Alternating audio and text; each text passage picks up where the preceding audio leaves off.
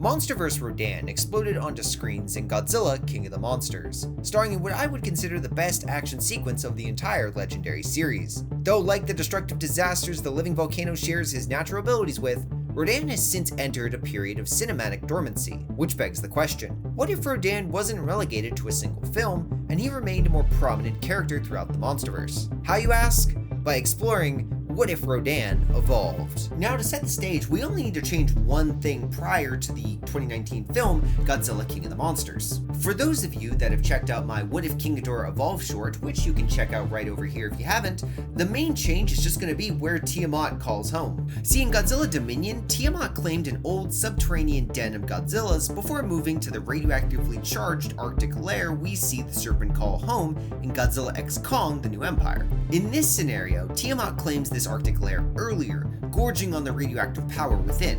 This power only fuels her rebellious nature, so much so that when King Ghidorah lets loose an alpha call to establish himself as the Earth's new big honcho after the Oxygen Destroyer knocks out Godzilla, Tiamat actively rebuffs the call. Now, this refusal isn't due to some noble intentions or Tiamat looking out for Godzilla.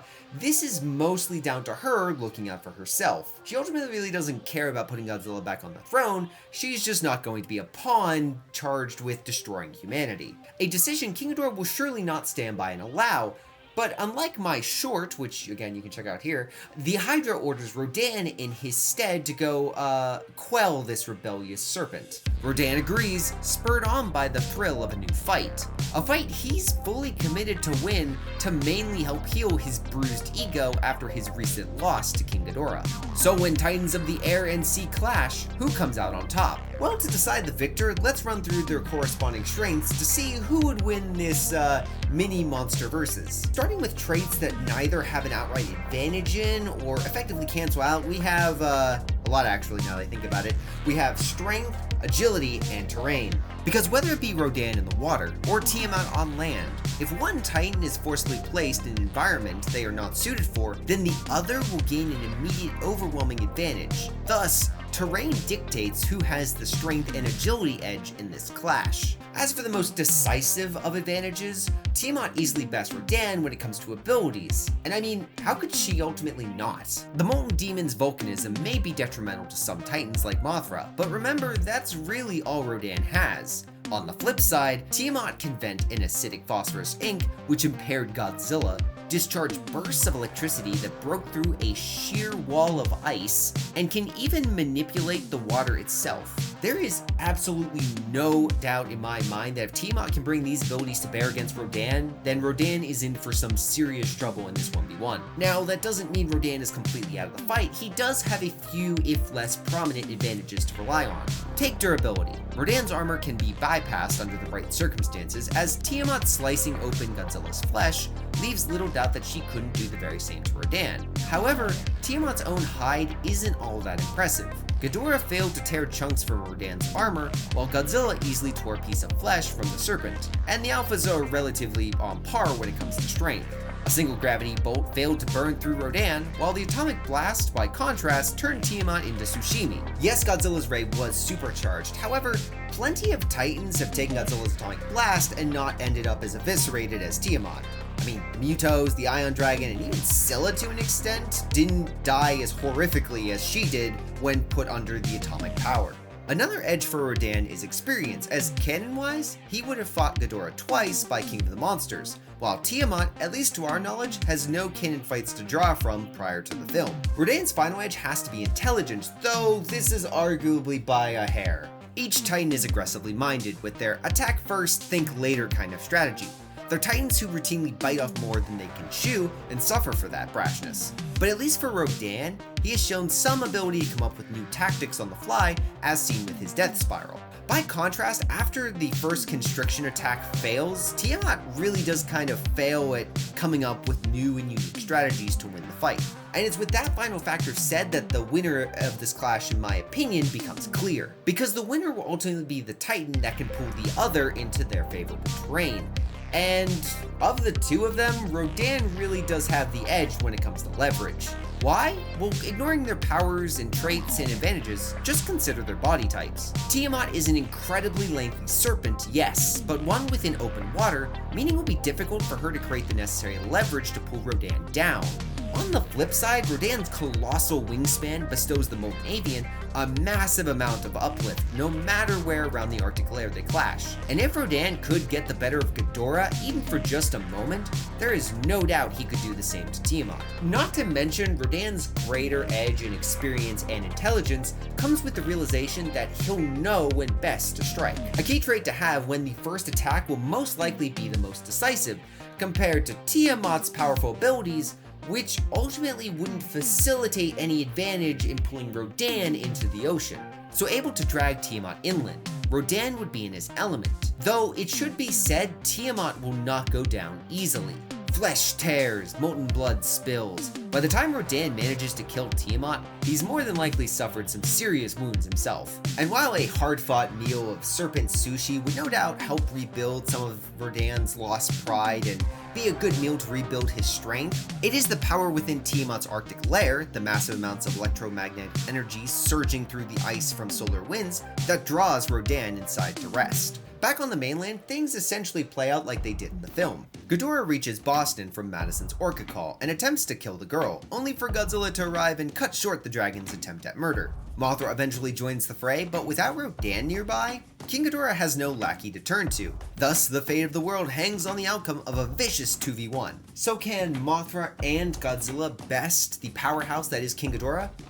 Well, yes, and no. If this was anywhere on Earth except a city, I would assuredly say yes. But this war of attrition would always be upended in Boston from King Ghidorah siphoning the city's power. So even if the false king suffered more grievous wounds than those opposing him, King Ghidorah would still eventually gain not only a full heal for those injuries, but an unrivaled boost in power too. A boost Mothra and Godzilla just can't hope to overcome, no matter how hard they fight. Mothra would be the first to fall, so too would Godzilla, though both metaphorically and literally. Though this is no doubt a longer fight than what originally took place, meaning a certain avian has more time to change, to evolve, and most importantly, to fly directly to Boston, ready for a second round with King Ghidorah. Stepping back for a moment, Evolve Godzilla occurred by Godzilla not only absorbing the massive amounts of concentrated radiation directly focused into Tiamat's lair, but by absorbing Tiamat's genetic material. If Godzilla didn't eat the Titan, then we have to assume that the mere presence of Tiamat's DNA was enough to spark Godzilla's evolution. Here, by contrast, Rodan would definitely have eaten Tiamat. I mean, we already saw in the film, he's a bit snacky when on the offense. So, I can only imagine that a more potent and radical evolution would take place due to this increased amount of evolutionary DNA.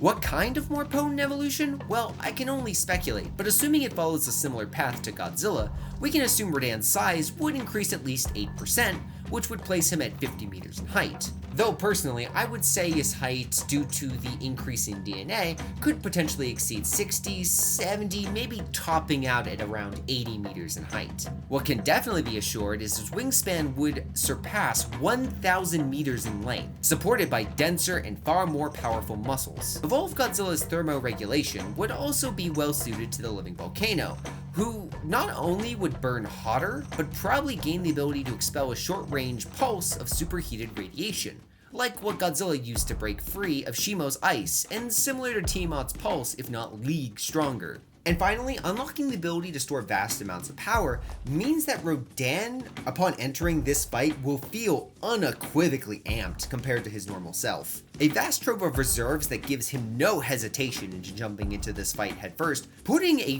very surprised Ghidorah on the back foot. I do want to take a quick moment to just think of this battle from Ghidorah's perspective, who is coming into this battle mostly confused and just taken aback. I mean, he beat Rodan, and not only is the Molten Demon back for a second round, but he's substantially larger and substantially stronger. After a few surprise blows that knock the wind out of King Ghidorah, the dragon readies to go on the counterattack. What ultimately stops him though is a certain glowing, burning Leviathan. To all of the world-conquering hydras that happen to be watching this video, my recommendation is if you have the ability to kill one angry lizard, then kill the one angry lizard, because if you don't, things might get really hot and really bad for you very quickly. A certain Alpha glows with the fiery, destructive wrath of a star. Thermonuclear Godzilla burns down Boston in his wake and turns King Ghidorah and his world-conquering ambitions to ash. Rodan, meanwhile, keeps his distance, letting things play out until the other Titans arrive on the scene. As each Titan begins to bow toward Godzilla, an Alpha who is visibly exhausted, Rodan lands, and instead of backing down, he lays claim to the title of King of the Monsters. Now, while I did just speak of Ghidorah's perspective, I want you to take a moment and think of Rodan's perspective here. Rodan had Ghidorah on the back foot with his new evolved form. Though, to be fair, it was partially at a surprise, but Rodan wouldn't know that. See, in the Mold Demon's mind, he was stronger than King Ghidorah, an Alpha which bested Godzilla, which means he's probably asking the question, why would I bow? Bow to an Alpha that Rodan can sense is utterly exhausted at this point. So a fight commences. Godzilla and Rodan clash, and while I can regale you with furious pulse-pounding details, what ultimately matters is the outcome. And evolved Rodan, while smaller, is fresh to the fight and rearing to go, while Godzilla, by contrast, is tired, he's running on fumes, and ultimately no match for the fiery upstart. Godzilla falls, not dead, just beaten, allowing Rodan to land upon him and screech into the skies of his victory. A call which forces the other Titans nearby to bow to their molten king, to the new Alpha of Earth, Rodan. So ultimately, what does this new world order look like? Please disperse!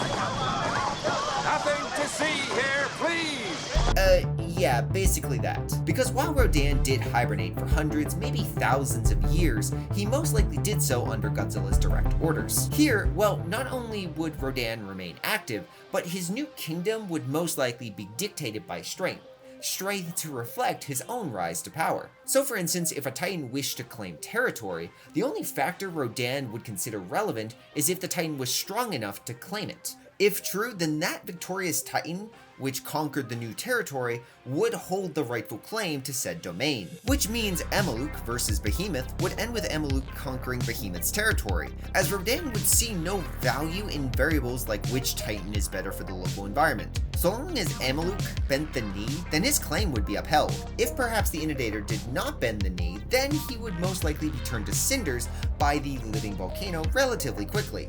Thus, Amaluk refrains from direct hostility toward Rodan and assumes control of its hard-fought territory in Brazil. But what of Godzilla? How would the beaten Titan ultimately respond to his loss? Because remember, Rodan did not kill Godzilla. The Atomic Leviathan was just beaten to the point where he could no longer offer resistance. Well, if you guessed hold a grudge and restore balance, then you are ultimately very much correct. Fury boils beneath blackened scales from the chaos across the planet. At the imbalance Rodan is created with his reckless ascent to Alpha. But weakened after his arduous battle with King Ghidorah, Godzilla first needs to refuel his radioactive reserves. Thus, he returns to an old underwater lair as seen in Godzilla Dominion, one which the now deceased Tiamat does not control, but more than likely is home to another Destroyer-class Titan, one that is always searching for more radioactive power, Scylla. Though it should be said, even energy-starved, Godzilla shouldn't have any issue dealing with the giant crustacean, as he canonically beat Scylla, even energy-starved, in Dominion. So this fight should just be a repeat of that one. Weeks pass. Azure power rekindles within dorsal spines. Recharge reserves gives way to a beaten Alpha's ascent, a Leviathan ready to reclaim his throne. But where on Earth will this rematch between Alphas take place? Why on an island shaped like that of a human skull? For it is here on Skull Island that Rodan soars, gazing upon a battle between a black devil and a protective god. For those curious, this is still the year 2019. It's been weeks, at most months, since Godzilla's defeat, but the free-for-all, which is taking place across the globe between Titans, would act as the perfect catalyst for Camazotz to lay claim to Skull Island. Now in the comic Kingdom Kong, Camazotz needed a host of factors to lay siege to the island. For one, humanity's removal of the blocker lying atop Skull Island's Hollow Earth gateway. The other is a remnant of King Ghidorah's storm fusing with Skull Island's natural storm barrier, destabilizing the whole system and throwing the island's weather into a chaotic, lightning-filled darkness. But as specific as these prerequisites might be, Camazotz should be able to bypass each and every one of them. For one, seismic activity in the comics spoke to Camazotz attempting to break the blocker himself. Given enough time and effort, I can't imagine the blocker stopping a Titan that doesn't have to worry about Godzilla breathing down his neck in this timeline. As for the storm, even if Ghidorah's Hurricane Remnant isn't located off Skull Island yet, Camazotz can just still attack at night. And attack under the cover of darkness, the Black Bat does. Without significant aid by humanity like we saw in Kingdom Kong, Kong has to deal with the Swarm and the Black Bat himself. All the defiance and primal will in the world can't hold up under such a brutal, overwhelming beating. But as the protector of Skull Island's defeat seems assured, azure power cuts through the night sky. Rodan, Camazotz all take notice as Godzilla comes ashore onto land he normally would never step foot upon. A thunderous bellow quakes the heavens, challenging Rodan for the title of Alpha of Earth. Now the Molten Demon, very much eager to best the Atomic Leviathan once more, gleefully accepts. The result is a clash of two titans brimming with unmatched radioactive power. However, equals in all traits, these two titans are not. To start, I've got to start with the recently evolved King. See, evolved Rodan's best path to victory lay in swift, hit-and-run tactics, using his superior speed and stamina and his atomic eruptions, which are pulses of molten fury which erupt from Rodan, which should be something like Tiamat's pulse crossed with Godzilla's nuclear pulse. By contrast, Godzilla very much wants a close quarters brawl, so that way he can use his better leverage, concentrated firepower, and durability against Rodan. And that type of battle, at least at first, is what Rodan aggressively pursues as the two clash in close quarters combat. The brawl is vicious, each alpha going for the kill. However, they're not the only ones with such killing intent. For Camazotz's horde of minions, swarming the battlefield in grand numbers, would no doubt get Rodan and Godzilla in the crossfire. For Rodan, any bat that lands upon him is immediately turned to an ash-filled husk, so he doesn't really have to worry about the accidental attack. The Alpha, meanwhile, finds himself in a situation a certain Millennium Godzilla found itself in when fighting the Meganula swarm of Megaguirus. And unfortunately for Camazotz's horde, the same remedy is applied to resolve such minuscule pests. Azure fire cuts through the swarm, killing hundreds of bats in seconds. Now, Camazotz isn't really concerned about the deaths of his minions, they're just cannon fodder to him. But when Godzilla roars his way, ultimately wanting him and his minions to retreat into the Hollow Earth, Camazotz is put into a rough spot. For one, Camazotz's long life and history would suggest that he knows what Godzilla can do, and he doesn't want to cross him. On the other, it's all but certain Godzilla would reject his conquest of Skull Island if the Leviathan were to become Alpha once more. Kong and all those that have come before the Great Ape are no doubt better caretakers of Skull Island and its living residents than Camazotz would be. So caught between two unenviable paths, Camazotz forgoes retreat and aids the Molten Demon. Minions flock by the hundreds toward their new target, merely for any and all restraint Godzilla once possessed to attack Camazotz to be completely undone. A blast of atomic power cuts through the swarm and hits Camazotz directly. The Black Bat refocuses off a well and truly battered Kong to unleash a point-blank sonic screech the Leviathan's way, no doubt giving Godzilla some Muto Prime flashbacks. However, as Godzilla suffers under a 2v1 that would make his beating by the Muto seem inconsequential, Kong's indomitable will pushes him to stand. The Great Ape catches Camazotz completely by surprise, and while Rodan could put down Kong easily, the self-centered avian continues to focus upon his newly established rival. A truly grave mistake in hindsight, as Godzilla's durable hide holds up long enough for Kong to banish the Black Bat back to the Hollow Earth. Thus, it is Kong who ultimately blindsides Rodan to rid his home of the other flying invader of his home, Skull Island. And an absolute beating follows. The thing is, even if I highballed Rodan and said that his evolved form made him superior to that of his reptilian rival, something I categorically do not support by the way, the tag team of Godzilla and Kong would surely win in this matchup. Here, with a Molten Demon I'd say is on par with Supercharged Godzilla, very much like how Evolved Godzilla was on par with Shimo, Rodan ultimately loses. But before a final blow is struck, Rodan hastily escapes to fight another day. Kong and Godzilla roar in victory, and unlike in our own timeline, this battle establishes their first encounter as one of mutual respect. Sure, Kong has seen wall paintings of Godzilla warning of the restored Alpha's destructive potential, and he still no doubt has reservations of the Alpha's intentions. But he can't deny that Godzilla did save his life. So on an upbeat, if tenuous relationship, Godzilla vanishes into the sea. But what of Rodan, you might be asking? Shockingly, while beaten, the defeated Alpha isn't too concerned by his loss. Yes, he did lose to Godzilla, but that wasn't really a fair fight, was it? So as Rodan returns to his Arctic lair and recharges, does he await for Godzilla's arrival to settle the score? Soon enough, Godzilla does arrive and faces off once more on a battlefield of ice. Yet, like I mentioned earlier, it's Rodan's overly aggressive nature that will ultimately doom himself to lose, even if he gets stronger from another energized recharge in Tiamat's old lair. There is no patsy, no excuse for the avian's pride to cling to. In an arduous back and forth battle between rival titans, Rodan loses, and recognizing that, the bested demon bows before Earth's true alpha. Problem is, it is far too late for such submission. Godzilla goes for the kill. Now, if a wing were broken or he were unable to fly, Rodan certainly would die here. But we are going to assume Rodan's evolved form didn't suffer any truly crippling injuries like that of the Ion Dragon. Thus, Rodan is able to flee to save his own life. And over the next few years, a dogged pursuit of Rodan becomes the new normal. Really, it's Rodan's ability to fly that gives him the luxury most titans that cross Godzilla can't afford.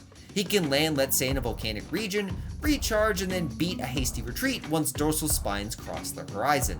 It's an embarrassing position to be in for a prideful titan which once ruled the world, but it is the new way of life. That is, until Apex pauses Godzilla's pursuit. Urban centers ignite. Godzilla raises Apex facilities, sensing the return of his reviled three-headed rival. So like in the film, Apex is forced to turn to Dr. Lin to lead an expedition to the Hollow Earth to find a power source able to fuel Mechagodzilla. What is ultimately different though in this scenario compared to the film is the state of Skull Island. Since Camazotz attacked at night without destabilizing Skull Island's storm barrier, no cataclysm befalls the fauna or iwi that call the island home. What this also means is greater research can be done by Monarch and Apex upon their Skull Island base to research the island's Hollow Earth portal without suffering under the violent tempest we see in Godzilla vs. Kong. So instead of venturing to Antarctica, Kong, Dr. Lin, and the rest of the team use Skull Island's portal to enter the Hollow Earth. So ultimately, no Tasman Sea battle, no degradation of relations between Kong and Godzilla.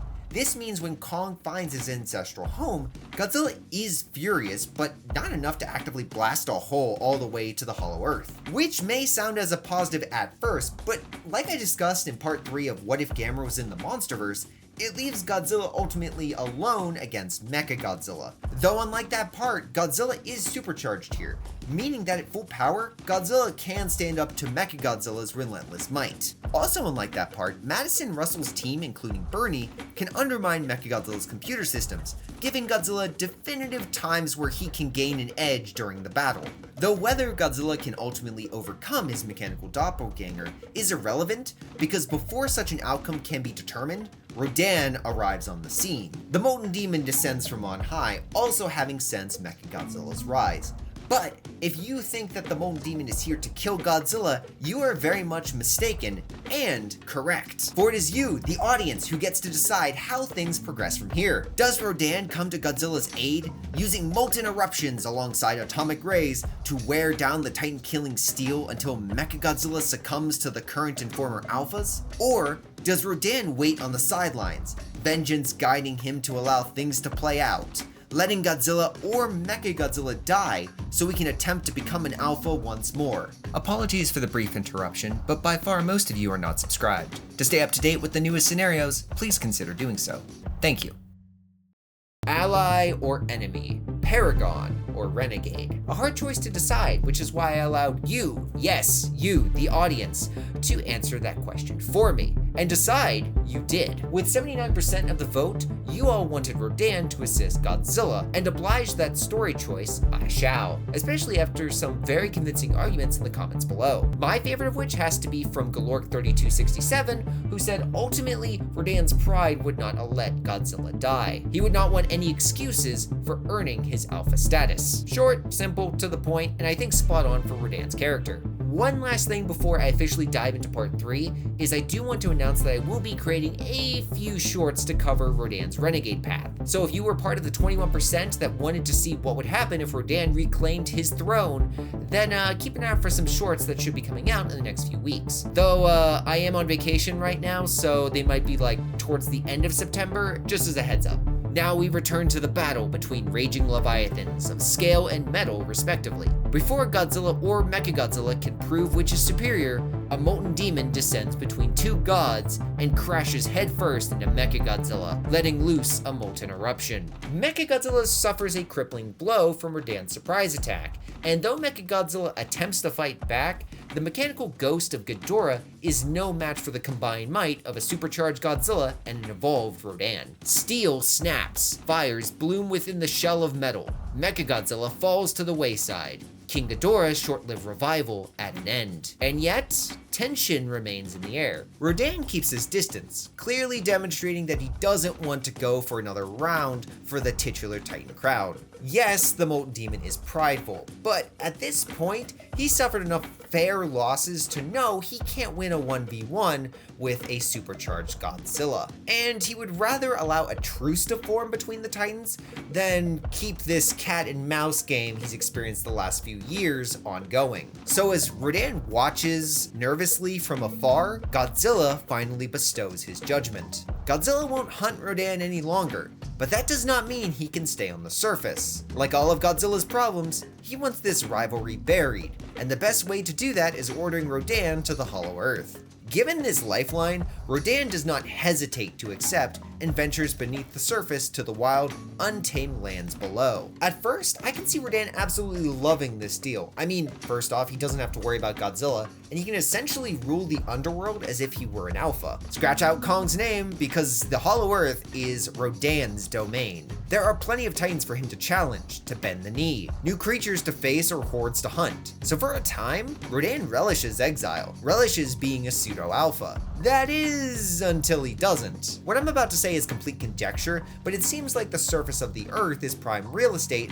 for Titans. Camazotz the Scar King, we see plenty of monsters in MonsterVerse media do everything in their power to carve a chunk of the surface for themselves when the Hollow Earth is mostly unconquered land, free for any to divide and claim. Don't misconstrue what I'm saying though. Plenty call the Hollow Earth home, but usually we just see the single one-off Titans at the surface, while in the Hollow Earth, the environment appears more conducive for creatures that aren't particularly powerful, just numerous. This preference in environment, or at least stubbornness of the Titans, I think will eventually drive Rodan a bit mad over the following months. The Molten Demon will realize, even as a king of the underworld, what he truly desires is a place under the heavens, under a starlit sky. Thus, shenanigans once again ensue between Godzilla and Rodan. I can see Rodan testing Godzilla's limits. A breach here, a momentary flyby out of the Hollow Earth there. Problem is, each time, Rodan retreats when he hears a distant roar of one annoyed alpha. Godzilla isn't giving Rodan any slack here. Rodan is unequivocally stuck for the time being in the Hollow Earth. Rodan also just can't beat another Mechagodzilla. He needs to win Godzilla over somehow, and show him he's an ally. Okay, well, maybe not an ally, maybe just show that he won't be a thorn in the alpha's side anymore. One that he can allow to come out of the Hollow Earth, maybe just on occasion. A few decades or centuries would probably mend this rift, but the Molten Demon's lack of patience and rebuilding pride keeps him from considering such an option. Thus, the avian begins to scheme, his sights set on Kong. Moving over to the Great Ape for a sec, as discussed in part 2, Monarch and Apex venture through the Hollow Earth portal on Skull Island with the Guardian, allowing Kong to discover his species' roots, while also keeping him out of the fight between Godzilla and Mechagodzilla. No doubt after that fight, he would return to Skull Island. The protective storm wall is still in place, the Iwi still very much alive. And yet, it's obvious to Gia and just about everyone who lays their sights on the Guardian, Kong isn't happy. He wants to go back to the Hollow Earth. He wants to find his family. Yes, Kong can explore the Hollow Earth just as he did in Godzilla x Kong: The New Empire. Problem is, he can't go too far or be away too long from Skull Island. Skull crawlers and other threats still exist. Not to mention Camazotz is still out there, and he could return at any time. Well, he could return as long as it's night. Kong would not and cannot abandon those that need his protection, that represent the closest thing to family that he does actually possess. So while on one of his short explorative journeys in the Hollow Earth, he's caught completely off guard when the danger he's supposed to protect Skull Island from descends upon him, Camazotz. The Great Ape immediately readies for a fight, merely for Camazotz to do the unthinkable. Bow. Taken aback by the act, Kong is also caught off guard when Rodan descends too, clearly smug over the situation. The message though from Rodan is quite clear. Camazotz is no longer a threat. See, Rodan has a way to curry favor with Godzilla. He's going to win over one of Godzilla's allies, or at least someone he thinks is Godzilla's ally. Again, Kong and Godzilla did fight together in part 2, so Rodan is really grasping at straws at this point. If Rodan knew of Mothra or knew where she was in the Hollow Earth, she'd be the first target. Problem is, the Queen of the Monsters is just too elusive, so Kong will have to suffice. And what better gift is there to reset Rodan and Kong's new relationship than Rodan besting Camazotz in a 1v1, compelling the supposed devil to submit to him just as the Molten Demon did to Godzilla, and then forcing the giant bat to cancel his claim on Skull Island. And to Rodan's annoyance, while Kong begrudgingly realizes what's going on, the Great Ape just beats a hasty retreat and returns to Skull Island, mainly from the ape's perspective, just to ensure everything is okay after the strange and confusing run-in with what he thought were two enemies. Weeks pass. Rodan attempts again and again to curry Kong's favor, only to be ignored or shut down every time. Fire burns within the avian's blood. Pride and a dwindling amount of patience tempts Rodan to just force Kong to do what he wants, like Camazotz. Though watching Kong sulk around from afar, the avian finally puts two and two together on what is actually Kong's greatest desire: a family. So to the air Rodan ascends, soaring over thousands of miles, searching far and wide for others like Kong. And in this effort, Rodan would be incredibly effective. I mean, birds are renowned for their excellent vision, able to spot prey from grand distances. So when this trait is coupled with Rodan's ability to fly somewhere around Mach 1, what you have is a creature that is able to circumvent the Hollow Earth in a relatively short amount of time. New titans submit on the way, new lands uncovered, and yet, to Rodan's frustration, no apes are found. But he does have one last lead. He can sense a power like that of Godzilla. Something stirs beneath the Hollow Earth, and perhaps in this subterranean pocket, Rodan can find what he's looking for. All that he needs is a way in. The Axis Mundi system can't really help him here, considering this is a locked off chamber. And I don't think Rodan is one to burrow. The only real option left for the Molten Demon to do is to swim. Well, swim through molten rock. Magma chambers, or perhaps currents of molten rock which flow through the lower mantle or outer core, should be perfect for Rodan to use. And thanks to Rodan's evolved form, if he couldn't withstand the greater temperatures and pressure of the outer core before, he should be able to now. Thus, Rodan traverses beneath the earth and pops out in a chamber filled to the brim with those like Kong. Immediately, Rodan is set upon by the tribe's guards, so he never gets a look at what he senses within the chamber covered by flowing lava. But it's not like these apes actually represent a threat. Mostly, Rodan is just trying not to kill them so he can avoid ticking off Kong. He grabs a small orange ape, since smaller prey are easy to manage and fly with, and beats it out of the lair, just as the Scar King gazes upon him. Seeing a new trophy to add to his collection, the Scar King summons a war party to give chase, with Shimo at the lead. Meanwhile, Rodan is kinda in a tough spot because that inability for him to think ahead is once again biting him in a land that the sun does not shine. He can't exit the way he came or else Zuko will be torched. He needs to make his own exit, and there is one titan that can lend him a hand in this situation: Camazotz. Rodan ascends to the highest point of the subterranean chamber and calls the devil. Above, Camazotz hears Rodan's calls through the rock, probably the only titan that could, and begins to burrow while Rodan unleashes his own unmatched power. The ground gives way. Rodan ascends through the opening, while unbeknownst to everyone in the Hollow Earth, Godzilla is livid. But more on that train wreck in a little bit. For now, Rodan once again reunites with Kong. Rodan gives Kong a furry, terrified gift, Zuko. The tiny ape immediately hides behind Kong for protection, and sensing his plan will work with himself and Camazotz not in the picture, Rodan gives the pair some space. Everything has gone according to Rodan's master plan, and Kong would no doubt be absolutely grateful for Rodan. Oh right, them. You know, at this point, I think Rodan is his own worst enemy in these what-ifs. Using the opening Rodan created, the Scar King leads his war party into the Hollow Earth. Small detachments break away to search for Rodan, or a gateway merely to run into Kong. They attack, he wins. And just like in Godzilla x Kong: The New Empire, Kong goes on a journey with Zuko. Well, a far shorter journey to find the rest of the troop. Even without seeing the cruelty the Scar King displayed in the ape lair, I don't think Kong and the cruel tyrant would get along, especially when Kong sees how Shimo is treated. Tension leads to conflict, with the Scar King and Kong battling it out. Though with Shimo nearby, the moment the Scar King isn't in control, he sicks his ultimate weapon on Kong. Icy power builds within a frost-covered maw, merely for a surge of molten power to shut it down. Rodan has arrived to battle Shimo. A dead Kong would not really help Rodan with his efforts to win over Godzilla. Besides, Rodan would not miss a chance to duke it out with a titan that he can tell is essentially his natural elemental rival. A destructive dance of fire and ice soon engulfs the battlefield. Yet even with Shimo distracted, Kong is still outnumbered heavily here. Luckily, further aid descends from the skies. And no, not Mothra.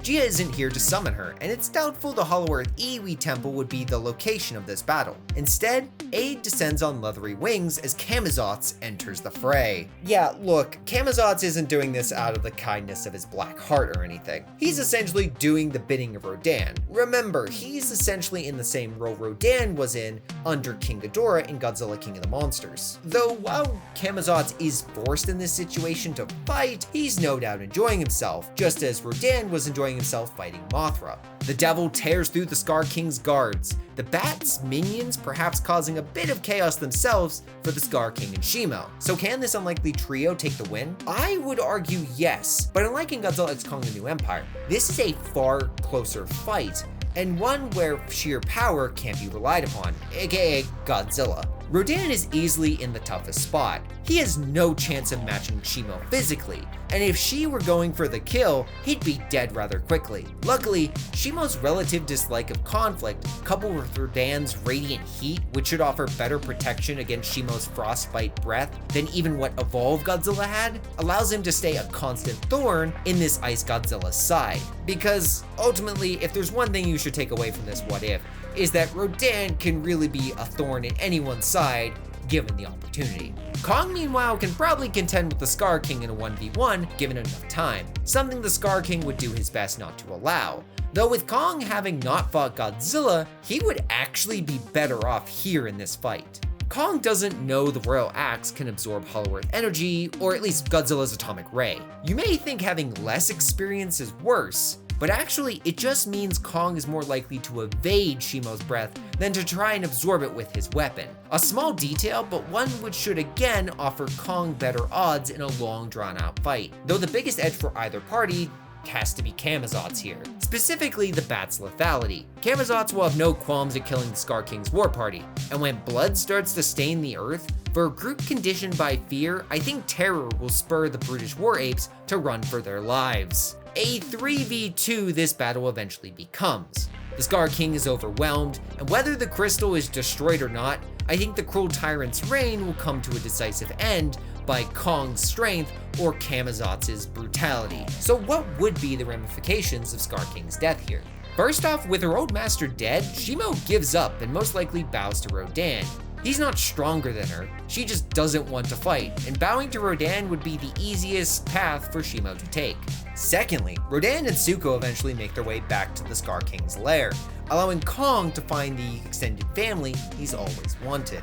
And finally, a supercharged Godzilla will eventually make his way into the Hollow Earth to face off with his old rivals, merely to find the Scar King dead and Shimo under Rodan's control. Comically enough, Godzilla would not know that Rodan created this mess, just like Godzilla didn't know that Kong created the whole mess in the first place in Godzilla x Kong: The New Empire. Which is great news for the avian, who can return to the surface with Godzilla's bitter approval, since he did take care of his old rivals. I should note, Godzilla would not like Shimo being under Rodan's control, but with Tiamat dead and his lair destroyed, Godzilla would only show up to this fight supercharged, and I'm not sure if he would feel comfortable fighting Rodan, Shimo, and Camazotz in this situation. Again, not that I think Godzilla would actually want to fight the trio here. So where does Rodan go now that he can return to the surface? Well, an indebted Kong makes Rodan an offer the Molten Demon does not refuse. For an exchange of protecting the natural order upon Skull Island, the island can fall under the avian's domain. Kong can't exactly keep hundreds of apes fed and alive on his old home after all. Well, not without completely ruining the ecosystem. Routine check-ins by Kong would certainly be required with this arrangement. Also, Godzilla would no doubt find this situation optimal. After all, it's not like he cared what happened on the island for thousands of years anyway. He can go about ensuring balance across the world, while Rodan stays to his little slice of the planet. And with that said, I can finally answer the question, what would happen if Rodan evolved? Well, such power would go to Rodan's head. Conflict with the Earth's Alpha would almost spell the Molten Demon's doom. But an unequal tenacity would eventually allow Rodan to claim a kingdom of his own.